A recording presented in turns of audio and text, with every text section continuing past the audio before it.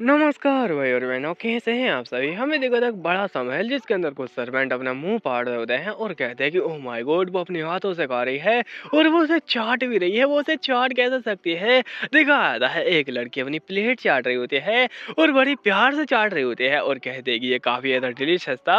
अपने मन के अंदर कहते हैं कि बस मुझे कह दो कि मैं बहुत ज्यादा डिस्गस्टिंग हूँ और लात मार कर निकाल दो मुझे। लेकिन उसके सामने वाला इंसान कहता है मुझे खुशी हुई कि आपको खाना पसंद आया, तो मिस इवेंगेलिन क्लोरा, क्या आप मुझसे शादी करेंगी। और इवेंगेलिन क्लोरा कहती है ये कैसे हो सकता है, मुझे 5 साल हुए हैं इस बॉडी के अंदर आए हुए और अभी 3 हफ्ते बाकी हैं मेन स्टोरी को स्टार्ट होने में, तो आखिर ये फाइनल विलन मेरे को प्रपोज कैसे मार सकता है। और बड़ी यहाँ पे झंडी जिंदगी है मेरी तो। और बता दी कि मैं दरअसल मारी गई थी, मेरे को सल्लू भाई ने मेन रोड पर उड़ा डाला था, ना कि फुटपाथ पर। और उसके बाद में मुझे लगा कि मैं यहाँ पे इस बेदर्द दुनिया से मुक्ति पा जाऊंगी, लेकिन हुआ क्या, मैं एक 15 साल की छोटी बच्ची बन गई जिसका नाम है इवेंगेलिन क्लोरा। और उसको याद आता है कि ये द नाइट ऑफ थाया की एक कैरेक्टर है। लेकिन यहाँ पे ये थोड़ी अजीब सी बात है, क्योंकि ये चार्मिंग सी ब्यूटीफुल सी लड़की, इसको देख के ही ऐसा लगेगा जैसे कि यहाँ पे ये कोई मेन कैरेक्टर हो और यहाँ पे पूरी दुनिया जीत ले अपनी ब्यूटी से ही। लेकिन ये बस एक छोटी सी एक्स्ट्रा है। और कितनी छोटी, इतनी छोटी की बस 2 लाइन है इसके बारे में। ये कहते हैं कि ये बस हंसी और अपनी आम से कहती है बस हंसी, इतनी सी छोटी सी बात। देखो जरा, कहीं ऐसा तो नहीं कि ये कोई सीक्रेट मेन कैरेक्टर हो। हाँ पक्का ऐसा ही होगा। और पहले मुझे लगा था कि मैं बस एक छोटी सी साइड कैरेक्टर हूँ 2 लाइन वाली, लेकिन बस मैं 2 लाइन वाली नहीं हूँ, मैं दरअसल रियल मेन कैरेक्टर हूँ। मैं हिडन जेम हूँ, मैं वो छुपता हुआ हीरा हूँ जो कि कोयले की खान में ऐसा चमकेगा जिसके की यहाँ पे चमक देखकर सारे हीरे अपनी यहाँ पे चमक को भूल जाएंगे। और अपनी आम से कहती है मैं इस ब्यूटी के साथ में पूरी दुनिया जीत लूंगी। और यहाँ पे जो फैंटेसी नोवेल होती है रोमांस वाली, उसके अंदर अपने झंडे गाड़ दूंगी और बेस्ट रोमांस मानवा बनाऊंगी। ओह माय गॉड, मैं कितनी ज्यादा ब्यूटीफुल हूँ। और ये यहाँ पे जिंदगी मेरी मस्त चलेगी जब तक कि मैं उस इंसान से न मिलूं। उस इंसान से मतलब है कि यहाँ पे रुबेलियन फ्लोरेंस, जो कि इस मानवा का मेन विलेन है। और ये मेन विलेन बड़ा ही खतरनाक इंसान है। और यहाँ पे अगर मैं उससे मिली तो मैं पक्का ही मार जाऊंगी। लेकिन यहाँ पे चल क्या रहा है, मैं अगर उससे बचूंगी कैसे, क्योंकि वो मुझसे शादी करने वाला है। हैंसी कहती है मैं अभी 15 साल की हूँ और बहुत ज्यादा गणित लगाती है। उसके बाद में सोचती है कि हाँ मुझे शादी करनी पड़ेगी, मुझे किसी और से शादी करनी पड़ेगी। उसकी साइड वाली एडा भी शौक हो जाती है। वो कहती है क्या आप क्या बकवास कर रही है, कौन सा गांजा फूका है आपने। हैंसी कहती है मुझे करना पड़ेगा, मैं किसी और से शादी करके निकल लूंगी अपनी छोटी उम्र में ही। और इसके बाद में वो मेरे को मिलेगा ही नहीं, और मिला तो भी बस दूर से हेलो बोल दूंगी उसको और मैं बच जाऊंगी। उसके फादर कहते हैं ओह तुम्हें शादी करनी है, चलो ठीक है मैं फ्लोरेंस से पूछूंगा इसके बारे में। हैंसी कहती है फ्लोरेंस, और बिल्कुल ऐसा लुक देती है जैसे कि आपके डैडी कोई घटिया सी चीज लेके आ चुके हो और कहते हैं कि आपने यही तो मंगाया था। हैंसी कहती है कि बस बस रहने दो, मेरे को वो इंसान बिल्कुल पसंद नहीं है, मेरे को कुछ और चाहिए। तो अपनी हैंसी ने खुद से यहाँ पे ट्राई किया किसी को ढूंढने का।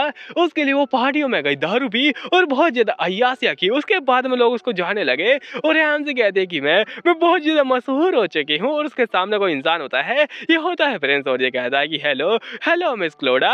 और क्लोडा का उसका हाथ चूम लेता है और उसको बढ़िया से ग्रीट करता है। हैंसी कहती देखो जरा, ये मेरे यहाँ पे दिल में एकदम फिसल चुका है और मेरे प्यार में ये अंधा हो चुका है अब। और बड़ा ही गुरूर कर रही थी। उसके बाद में कहती है क्या आप मेरे साथ में डांस कर सकते हैं। और उसके बाद में ये दोनों डांस करने लग जाते हैं। वो उसके साथ में घूमर घूमर कर रही होती है और हैंसी कहती है कि माय लॉर्ड मैं आपसे कुछ कहना चाहती हूँ। तो प्रिंस कहता है यस यस बताइए क्या कहना चाहती है। हैंसी रुकती है और कहती है विल यू मैरी मी, क्या आप मुझसे शादी करेंगे। ये सुनते ही सारे सारे लोग एकदम शौक हो जाते हैं और उसी की ओर देखने लगते हैं, पूरे के पूरे बस यहाँ पे उसी को देख रहे होते हैं। उसके बाद में प्रिंस कहता है वेल मैं ऐसा नाटक करूंगा जैसे कि मैंने कुछ सुना ही नहीं, और अपना हाथ भी हटा लेता है। इसको सुन के तो अपनी हैंसी की पूरी दुनिया ही हिल जाती है और कहती है क्या तुमने सुना ही नहीं। और यही तो होता है मेन स्टोरी में हर किसी रोमांस मानवा के, कि किसी प्रिंस के साथ में तुम यहाँ पे घूमोगी नाचोगी और उसको प्रपोज करेगी, वो मान जाएगा, वो तुम्हारे प्यार में गिर जाएगा। लेकिन आखिर ये सब क्या चल रहा है, राइटर कौन से गाने फूक के बैठा है। और अपनी हैंसी ने यहाँ पे प्रपोज किया था, उसके बाद में वो रिजेक्ट हो गई।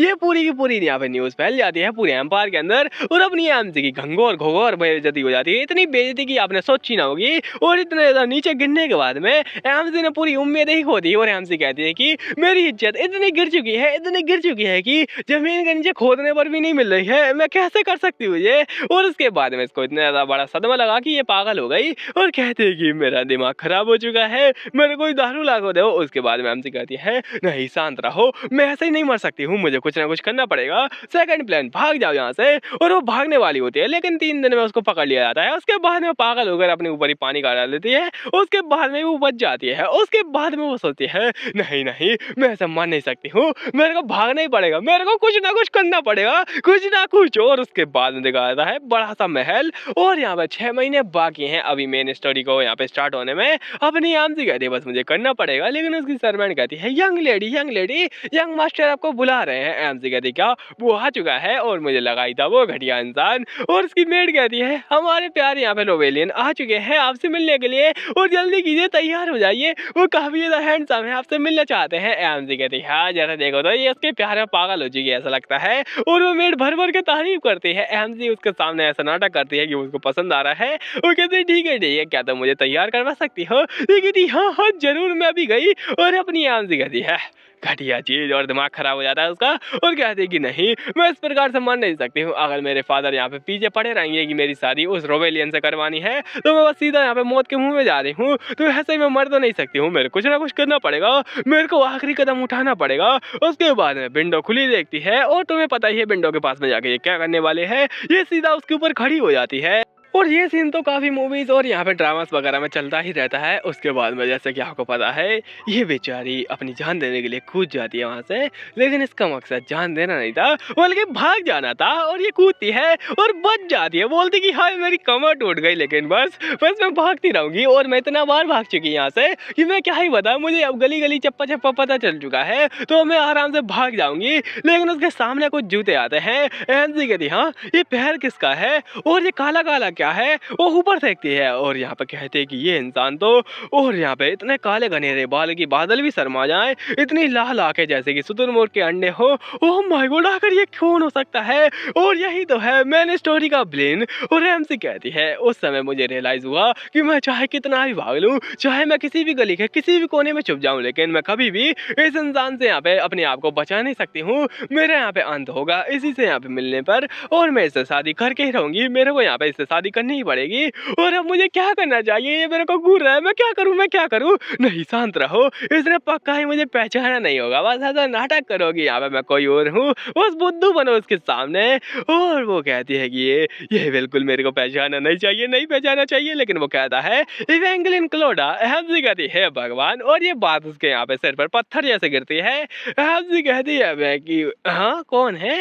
उसके सामने से ये उसको देख रहा होता है, और ये कहता है कि ओह तुमने कुछ बोला नहीं। उसको अजीब प्रकार से देख रहा है और कहता है कि तुम यहाँ पे क्या कर रही हो, और यहाँ पे क्या तुम भागने वाली थी, लेकिन तुम तो इधर उधर घूम रही हो, ये तो गलत रास्ता है। हंसी कहती है भगवान मैं गलत रास्ते से भाग रही थी और मेरा तो पोपट ही हो गया। और वो कहता है हाँ तुम कुछ बोल नहीं रही हो, चलो अच्छी बात है, मुझे यहाँ पे वैसी बातों नहीं लड़कियां पसंद नहीं है। हंसी कहती अरे आपने यहाँ पे कुछ सुना नहीं क्या? मैंने कहा ये गार्डन काफी ज्यादा बढ़िया है, और गार्डन में आपसे मिलकर मेरा दिल तो गार्डन हो गया। इसी को में चलिए गार्डन घूमते हैं, और गार्डन के अंदर मोर भी देखते हैं हम लोग, क्योंकि ये गार्डन बहुत ज्यादा बड़ा है, इसके अंदर 4 जंगल जगह हैं। और ये कहता है ओह माय गॉड वेल मैं तो यहाँ पे आपको एस्कॉर्ट करना चाहता हूँ, चलिए चलते हैं। हंसी कहती है चलिए ठीक है चलते हैं, और आपसे मिलकर मेरा दिल एकदम गार्डन हो चुका है वगैरह वगैरह। वो आपस से बातें करने लग जाती है, क्योंकि उसको पता चल चुका है इसको बातूनी लड़कियां पसंद नहीं है, और ऐसे ही बक बक कर रही होती है। ये कहता है माय लेडी चलिए मैं आपको एस्कॉर्ट करता हूँ अंदर की ओर, और अपनी हंसी का हाथ पकड़ के उसको ले आता है अंदर। उसके फादर कहते हैं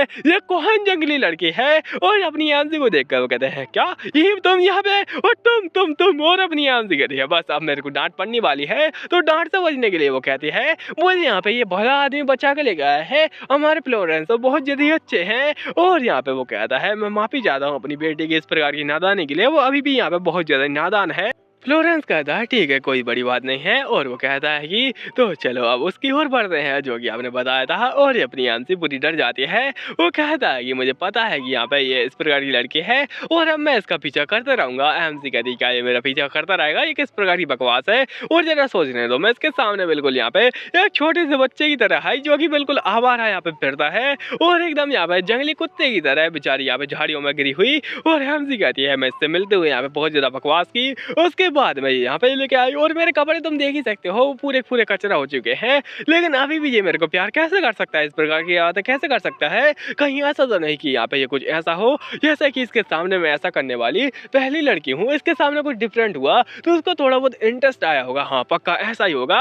उसके बाद में एडा इसको ले जाती है, एडा मेड का नाम है, और फिर ड्यूक फ्लोरेंस कहता है चलिए अब आपने जो वादा किया था उसकी ओर आते हैं। और यहाँ पे क्या वादा किया था वो तो हमको बाद में पता चलेगा। अभी अपनी एमसी के कमरे में उसको ये तैयार कर रही होती है और रो रही होती है कि आपकी पहली मुलाकात पे आपने मार डाली लात। एमसी कहती है कुछ नहीं मारी है लात, ये बहुत ज्यादा बकवास कर रही है और अब मुझे कुछ ना कुछ तो करना पड़ेगा। उसकी मेड को देखो जरा, रो रो कर उसने नदियां बाहर डाली है और वो कहती है कि आपके पास अभी भी एक चांस है माय लेडी, आपके पास एक चांस है। ये कहती क्या क्या चांस है और तुम किसके बारे में बात कर रही हो। तो ये कहती हाँ आपके पास एक चांस है। एमसी कहती हाँ मुझे याद आया और वो फटाफट से यहाँ पे एक ड्रॉर निकालती है, उसके अंदर एक बुक होती है। एमसी कहती है कि पक्का यहाँ पे ये करना पड़ेगा मेरे को, और क्या तुम मुझे तैयार करने में हेल्प कर सकती हो, बस ऐसा ही करना जैसा कि मैं चाहती हूँ। वो कहती यस माय लेडी, और कुछ समय बाद दिखाया था ये आराम से बातें कर रहे होते हैं और फालतू की बातें होती है बस उनके बीच में। तभी अपनी एमसी आ रही होती है, कदे स्टाइलिश, उसके कानों में झुमकी होती है वगैरह वगैरह, और जैसे कि तुम देख ही सकते हो एकदम सुंदर परी लग रही है।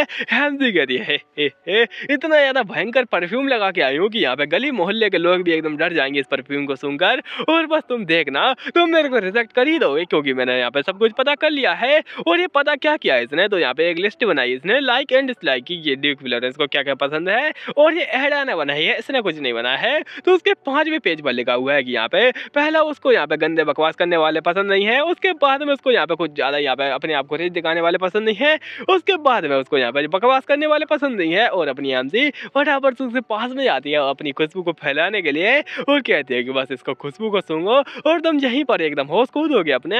एमसी कहती है क्या मैं यहाँ पे बैठ सकती हूँ, और मैं काफी ज्यादा लेट चुकी है ना।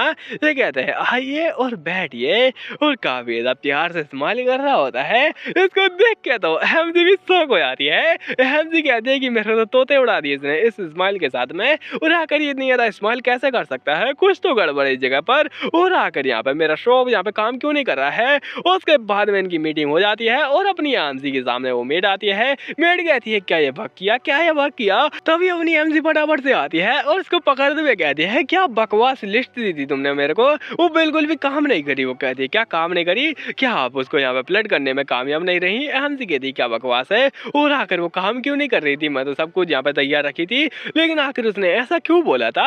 अपनी एमसी कहती है वैसे आपसे मिलकर खुशी हुई मेरे को वापस से, और वो कहता है आपको टेंशन लेने की जरूरत नहीं है, हम लोग बार बार मिलते रहेंगे इसी प्रकार से, और बड़ी खुशी से उसको देखते हुए कह रहा होता है। एमसी कहते हैं आखिर उसका मतलब क्या था कि हम लोग मिलते रहेंगे, क्या वो बार बार आने वाला है, और मेरा तो सिर ही चकरा रहा है। और अपनी एमसी कहती है ये बहुत ज्यादा गलत हो रहा है। मेड कहती है क्या वो लिस्ट काम में नहीं आई, क्या वो सही से काम नहीं करी। एमसी कहती है क्या लिस्ट काम नहीं करी। ये कहती हाँ वो लिस्ट काम को तो करनी चाहिए क्योंकि आप काफी ज्यादा ब्यूटीफुल लग रही हैं, और आप जैसी एकदम परी ऐसी ब्यूटी को देखकर वो पक्का ही मन मोहित हो गया। और अपनी एमसी कहती हाँ अब मुझे याद आया कि आखिर यहाँ पे क्या चल रहा है। अब मुझे समझ में आया कि दरअसल यहाँ पे मैं इतनी ज्यादा परफ्यूम वगैरह लगा के आई थी जो कि उसको पसंद नहीं है, तो आखिर उसने मेरे को पसंद कैसे किया, क्योंकि मैं काफी ज्यादा सुंदर हूँ। मेरी सुंदरता ही मेरे यहाँ पे कामों के अंदर टांग अड़ा रही है, मेरी सुंदरता ने मुझे बर्बाद कर दिया। और वो सोचती है कि लिस्ट के अंदर और क्या क्या हो सकता है, तो फटाफट से 69 पेज निकालती है, उसके अंदर लिखा होता है कि यहाँ पे उसको गंदी चीजें पसंद नहीं है। एमसी कहती हाँ मुझे ये करना पड़ेगा, मुझे गंदा बनना पड़ेगा। और रुबिलियन फ्लोरेंस तुमने कहा ना तुम बार बार मिलते रहोगे, तो बस देखना तुम्हें ये बात तुम्हें यहाँ पे बहुत ज्यादा भारी पड़ेगी।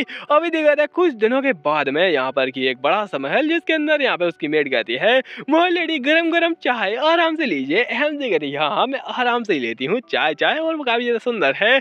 और अपने मन के अंदर कहती है मेरी जिंदगी झंड हो चुकी है, ये मेड हमेशा यहाँ पे फ्लोरेंस की तारीफ करती रहती है। उसके बाद में कहती है क्या मुझे यहाँ पे थोड़ी बहुत हेल्प कर सकते हो तैयार होने में। उसके बाद में अपनी एमसी तैयार होकर पहुंच जाती है एक प्यारे से मैंसन की ओर, और ये होता है ड्यूक का मैंसन। एमसी उसको देख के कहती है बस आज सब कुछ तय होने वाला है कि मैं उससे शादी करूंगी या फिर नहीं करूंगी। उसके सामने इतना गंदा एक्ट करूंगी मैं क्या है बताऊं। उसके फादर कहते हैं तैयार हो जा हम लोग अंदर जाने वाले हैं। एमसी कहते हैं यस डैडी मैं तैयार हूँ। और डैडी कहते हैं क्या तुम नर्वस तो नहीं हो। एमसी कहती है अजी कर दूं, लेकिन अपने मन के अंदर कहती है मैं बहुत ज्यादा नर्वस हूँ, बहुत ज्यादा ही। उसके बाद में सोचती है कि बस मेरे को शांत रहना है और मुझे ये करना पड़ेगा अपनी यहाँ पे जान बचाने के लिए, नहीं तो फिर मैं मार जाऊंगी। और इसके यहाँ पे फ्यूचर के दरवाजे खुल जाते हैं। हैंसी कहती है ओह माय गॉड, मैं भले यहाँ पे क्लोडा फैमिली की बेटी हूँ जो कि काफी ज्यादा रिच है, लेकिन ये मैंने सोचा नहीं था। तो ये होता है ड्यूक का बेल्दिनेस, और ड्यूक की बेल्दिनेस को देखकर एकदम लालच में आ जाती है। उसके सामने एक कैंडल यहाँ पे स्टैंड होता है, इसको देख के हैंसी की लारी टपक रही होती है और वो कहती है वो कितनी ज्यादा क्यूट है, मेरे को ये कैंडल स्टैंड चाहिए। उसके फादर कहता है हे कैंडल स्टैंड पे लाइट करना बंद करो और थोड़ा सामने देखो, पता नहीं यहाँ पे अपनी हैंसी किस प्रकार की चीजों को इमेजिन करने लगती है। उसके बाद में उसके फादर कहते हैं शांत रहो और अच्छे से एक्ट करना ड्यूक के सामने। तभी यहाँ पे ड्यूक का सर्वेंट आ जाता है, या फिर कह सकते हो बटलर, जो कि कहता है माय लेडी आप ही अंदर जाइए और यहाँ पे ये अच्छा रहेगा कि आप अकेले जाएं। ये कहता है ठीक है फिर अब मैं चलता हूँ, और अपनी बेटी से यहाँ पे प्यार से कहता है चलो ठीक है बेटी, एकदम अच्छे से सेट करना उसके सामने और बिल्कुल भी यहाँ पे गलत सलत मत करना ड्यूक के सामने। हैंसी कहती है हाँ मैं सब कुछ संभाल लूंगी। और उसके फादर वहां से जाने लगते हैं। ये कहता है कि ये इस और आइए। हैंसी कहते नहीं आप अकेले छोड़ के जा रहे मेरे को। और फादर इस प्रकार की इस्तेमाल करते हैं जिसको देख के हम समझ जाते हैं कि इसका प्लान था ये पहले से ही, और ये पक्का ही प्लान बना के आया होगा मेरे को यहाँ पे छोड़ने का। हैंसी कहते नहीं मेरे को छोड़ दिया जा रहा है मेरे पाप द्वारा, और ये मेरे को छोड़ के भागने वाले हैं। अभी देखा है द ड्यूक कहते हैं ओह वेलकम वेलकम। अपनी हैंसी कहती है आपसे मिलकर अच्छा लगा, धन्यवाद आपको यहाँ पे इतना ज्यादा स्वागत करने के लिए। हैंसी कहती है वो कमीना इंसान मेरे को छोड़कर भाग गया, और अब बस तुम देखना कि मैं क्या क्या यहाँ पे तमाशा करती हूँ। हैंसी कहती क्या मैं यहाँ पे बैठ सकती हूँ? ये कहता है हाँ हाँ आप आराम से बैठिए, और आराम से अपनी हैंसी बैठ जाती है। वैसे अपनी हैंसी ऐसे बैठी है इसके सामने जैसे कोई छोटी भोली वाली बच्ची हो, मतलब इसके सामने अगर ऐसे बैठेगी तो ये हाँ ही बोलेगा, अगर इसके सामने किसी खिसियानी बिल्ली की तरह बैठती तो पक्का ही ना बोल देता। ये कहता है कि वैसे क्या आप चाय पीना चाहेंगी? ये स्पेशल चाय है। अपनी हैंसी कहती है सच में क्या आपने यहाँ पे चाय बनाई है? ये कहता है हाँ हाँ मैंने आपके लिए स्पेशल बनाई है, और ये खासकर कश्मीर से लाई गई है, और इसके अंदर जो यहाँ पे चाय पत्ती है वो असम से लाई गई है, वैसे यहाँ पे असम से ही आती है। हैंसी कहती है आपका बहुत ज्यादा शुक्रिया, मैं काफी ज्यादा खुश हूँ ये चाय पीकर। और अपनी हैंसी कहती है हे, बस मैं ऐसा अटैक करूंगी कि तुम एकदम हक्का बक्का भौचक्का हो जाओगे। अपनी हैंसी एकदम जोर से सिप लेती है, उसके बाद में कहती है थू, और उसके बाद में अपनी हैंसी सीधा अटैक कर देती है इसके मुंह पर, और पूरी चाय एकदम इसके मुंह पर आ जाती है। हैंसी कहती है सॉरी सॉरी मेरे को यहाँ पे खांसी आ गई, आई एम तो सॉरी मैंने बहुत ज्यादा गलत कर दिया। और साइड में देखते हुए कहती है ऐसा निशाना मारा है कि बिल्कुल निशाना चूक ही नहीं सकता है। इसके बाद में एकदम गुस्से से देखेगा मेरे को और निकाल देगा मेरे को लात मार के, लेकिन वो गुस्से से देख तो रहा होता है लेकिन कुछ कहता नहीं है। और ये कहती है ओ मुझे बहुत ज्यादा बुरा लगा इस चीज को देखकर, मैंने बहुत ज्यादा बड़ी गलती कर दी है। और अपने मन के अंदर कहती है बस लात मार कर निकाल दो मुझे और कह दो कि तुम्हें शादी नहीं करनी है। लेकिन ये ड्यूक कहता है आई एम सो सॉरी मेरे चक्कर में आपको खांसी आ गई, और ये सब तो होता रहता है, वैसे ये बस छोटा सा एक्सीडेंट है, ये ज्यादा बड़ी बात नहीं है। लेकिन मेरे ख्याल से आपके जो कपड़े हैं आपको यहाँ पे उनको चेंज कर लेना चाहिए। हैंसी कहती ओह ये तो मैं आई थिंक ये कवर कर लूंगी मैं, और ये जल्दी ही सूख जाएगा, चलो मैं इसको कवर कर लेती हूँ। फटाफट से कुछ कपड़ा देखती है और उसे ढक लेती है। हैंसी कहती देखा ये छुप गया ना, लेकिन उसके सामने ड्यूक कहता है वेल ये कपड़ा तो मेरा लग रहा है। हैंसी कहती हाँ हाँ आप ही का कोट है। ये कहता है क्या तुम मेरे कपड़े यूज करने वाली हो? वेल अगर ऐसी बात है तो तुम्हें फटाफट से चेंज कर लेना चाहिए यहाँ पे डिनर से पहले, क्योंकि ये बहुत ज्यादा लेट हो जाएगा अगर तुम इस प्रकार से यहाँ पे ऐसे कपड़ों में इस जगह पर होगी तो। हैंसी कहती क्या डिनर से पहले क्या मतलब है आपका? ये कहता हाँ हाँ क्या ड्यूक ने तुम्हें बताया नहीं है तुम यहाँ पे आराम से 1-2 दिन रुकने वाली हो? हैंसी से एकदम शौक हो जाती है। हैंसी कहती क्या 1-2 दिन? ओह माय गॉड आखिर ये कैसे हो सकता है, और आखिर किसने ये बोला? ये कहता है कि आपके फादर ने बोला। और हैंसी कहती है क्या मेरे फादर? उन्होंने तो मेरी लंका लगा दी है। उसके बाद में सोचती है बस मुझे शांत रहना पड़ेगा, मुझे कुछ ना कुछ सोल्यूशन निकालना पड़ेगा। और भले ही हम लोग शादी करने वाले थे रियल लेवल में, लेकिन उसका मतलब ये तो नहीं कि मैं उसके साथ में रहूंगी, ये बिल्कुल भी नहीं चलने वाला है, और मुझे कुछ ना कुछ करना पड़ेगा। और कहती है कि वैसे ये आपके लिए ठीक नहीं रहेगा कि मैं आपके यहाँ पे साथ में रहूं, और आप तो जानते हैं मेरी रेपुटेशन के बारे में, मैं एक अबलासी दुबलासी नारी जो कि एकदम वर्जिन है, मैंने कुछ नहीं किया है, और मैं काफी ज्यादा सुंदर भी हूँ। और आपको पता ही है ना एक लड़की यहाँ पे जिसकी शादी नहीं हुई है एक लड़के के साथ में रहे जिसकी भी शादी नहीं हुई है तो कुछ ना कुछ हो सकता है। तो ये कहता है कोई बड़ी बात नहीं है, यहाँ पे कई लोग आए हैं और कई लोगों ने यहाँ पे मेरे स्टेट के अंदर रातें गुजारी हैं, तो ये ज्यादा कोई बड़ी बात नहीं है। हैंसी कहते लेकिन फिर भी आप तो जानते हैं मेरे को प्रिंस ने रिजेक्ट किया था और मेरी यहाँ पे बदनामी बहुत ज़्यादा हो रखी है, तो इस वजह से हो सकता है कि आपको भी बदनामी का सामना करना पड़े। ये कहता है कि वेल ये कुछ ज़्यादा बड़ी बात नहीं रहेगी, मैं इन सभी को सँभाल लूँगा। और अपनी आन से जब उसकी आँखों को देखती है, तो वो समझ जाती है कि यहाँ पे कुछ और मामला है और वो आराम से जाता है और कहता है कि आपको आराम से अपने कपड़े बदल लेने चाहिए डिनर से पहले। हमसे कहती है यहाँ पे कुछ ना कुछ तो गड़बड़ है और मैंने देखी है उसकी आँखों को और ये बहुत ज़्यादा ही अजीब है। मैंने इतना ज़्यादा गंदा एक्ट किया इसके सामने, लेकिन फिर भी ये मेरे साथ में इतना ज़्यादा अच्छा बिहेव कर रहा है। पक्का इसके पीछे कुछ ना कुछ मकसद है और उसको याद आता है जब उसने कहा था कि यहाँ पे आपने जो प्रॉमिस किया था अब वो दिखाने का समय आ चुका है। और उसके फादर ने कहा था यस यस आइए। हमसे कहते हैं पक्का पक्का यहाँ पे कुछ ना कुछ राज छुपा रहा है। और हमसे कहते नहीं, मैं इन दोनों के बिजनेस के बीच में नहीं फंसने वाली हूँ, मुझे यहाँ पे निकलना पड़ेगा। और ये कोई खतरनाक इंसान है, ये पक्का ही मैं इसकी आंखों में देख के बता सकती हूँ। इसके पीछे कोई ना कोई मकसद है, ये किसी रास्ते पे चल रहा है। इसकी आंखों में कोई मिशन है और ये उस रास्ते पे चल रहा है जिसकी चाबी मैं हूँ। तो यहाँ पे इसको मैं भी चाहिए उस रास्तों को पार करने के लिए। हमसे उठती है और कहती है वैसे सुनिए ड्यूक, क्या आपने मेरे फादर के साथ में कोई डील वगैरह की है? और हमसे के यहाँ पे इस प्रकार के सवाल के बाद में ये ड्यूक अपना शांत से रिएक्शन दे रहा होता है और हमसे घबरा रही होती है इस जगह पर। और यहाँ पे इसके बाद में क्या होगा वो तो हम लोग को अगले पार्ट में पता चलेगा। और हाँ, बहुत सारे नोटी नोटी कमेंट आ रहे हैं आजकल, ऐसा लगता है कि सारे के सारे लोग एंजॉय करने में लगे पड़े हैं और मेरी जिंदगी यहाँ पे जंग चालू है। तो मेरी जिंदगी को थोड़ा बहुत यहाँ पे रंगीन बनाने के लिए आप भी प्लीज थोड़े नोटी नोटी कमेंट कर दीजिए कीजिए, ताकि मेरा दिल एकदम खुश हो जाए और मैं एकदम खुशी से गाना गाने लग जाऊं और आपको नेक्स्ट बार जल्दी लेके आ जाऊं। और हाँ, इसी के साथ में ये पार्ट खत्म होता है। धन्यवाद।